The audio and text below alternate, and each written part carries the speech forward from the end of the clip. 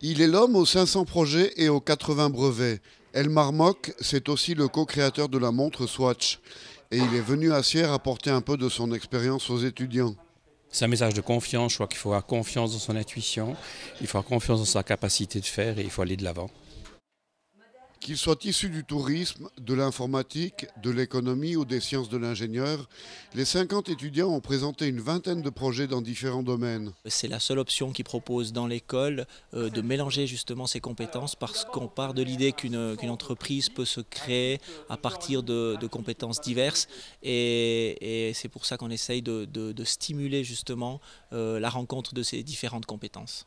Pour moi, la créativité, développer des sociétés, c'est le même art que de faire de la montagne. Donc on ne peut pas apprendre à faire la montagne dans des salles de cours. Il faut quand même une fois pratiquer soi-même.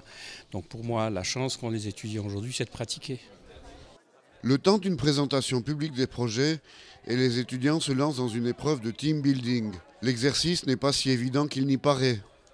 Ils auront une vingtaine de minutes à disposition pour essayer de créer la tour la plus élevée possible en plantant au sommet de cette tour un marshmallow qui a son poids et qui en général fait tomber l'ensemble de la structure quelques minutes avant la fin.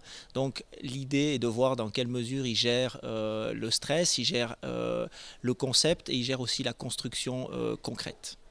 Le groupe gagnant s'est vu attribuer un prix de 1200 francs. Cette première édition du Bex Day a été couronnée de succès.